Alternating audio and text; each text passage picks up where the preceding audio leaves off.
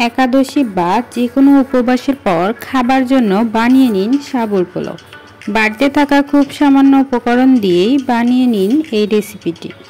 খেতে যেমন সুস্বাদু, রান্না করাও খুব সহজ।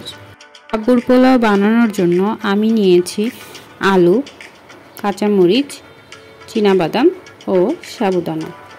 এখানে আমি ভালো মানের সাবুদানা নিয়েছি, যেটা একাদশীতে বা যে কোনো উপবাসের পর খাওয়া যায়।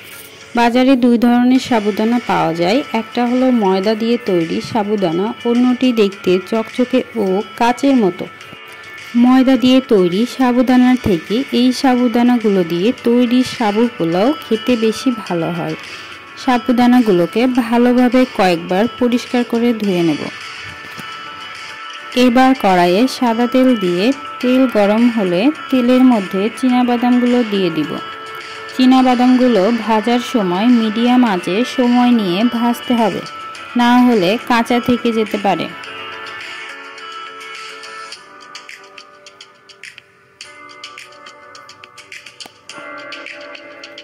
চীনাবাদামগুলোকে মিডিয়াম আঁচে নেড়ে চেড়ে ভালোভাবে ভেজে নেব।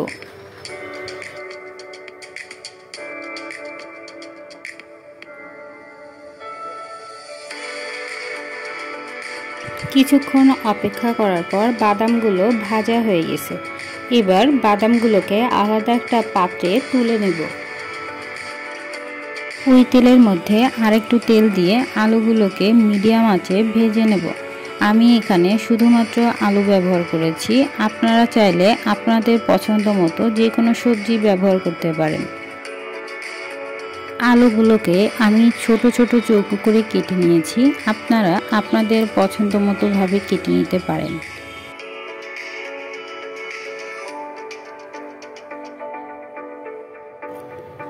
আলুগুলো ভাজার সময় পরিমাণ মতো লবণ দিয়ে কিছুটা মিডিয়াম আঁচে রেখে দিব।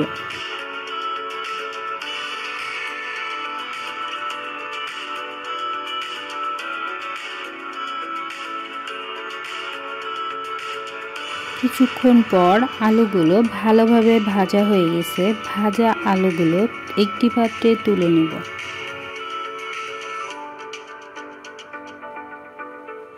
একই তেলের মধ্যে ফোড়নের জন্য জিরা, এলাচ, দারচিনি ও কাঁচামরিচ দিয়ে এর মধ্যে ধুয়ে রাখা সাবুদানাগুলো দিয়ে দিব।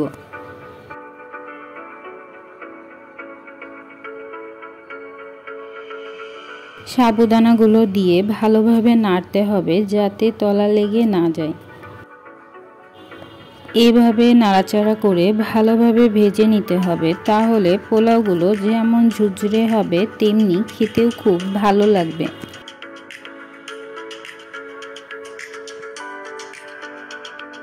সাবুদানাগুলো ভাজার সময় পরিমাণ মতো লবণ দিয়ে দিব।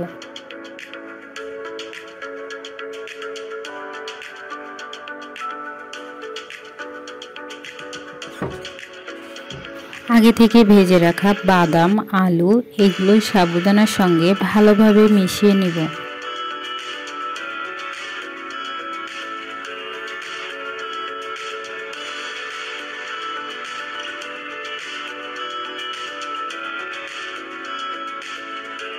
এবার সবগুলো উপকরণ পোলাওয়ের সঙ্গে ভালোভাবে মিশিয়ে নিয়েছি। মিশিয়ে নেওয়ার পরে দেখুন পোলাওটা কত সুন্দর ঝরঝরে হয়েছে।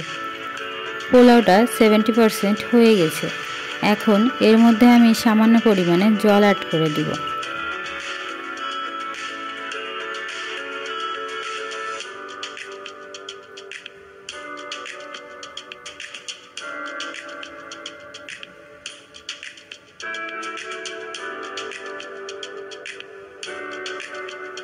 এবার মিডিয়াম আঁচে কিছুক্ষণ রেখে দেব।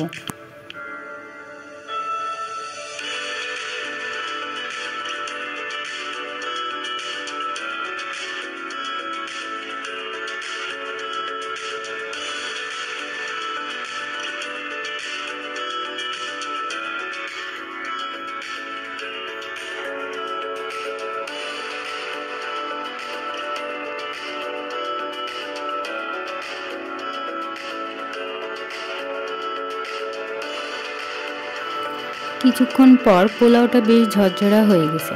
হালকা মিষ্টি স্বাদের জন্য সামান্য পরিমাণে চিনি অ্যাড করব। তারপর কিছু সময় দমে রেখে নামিয়ে নিলেই তৈরি হয়ে যাবে সুস্বাদু সাবুর পোলাও।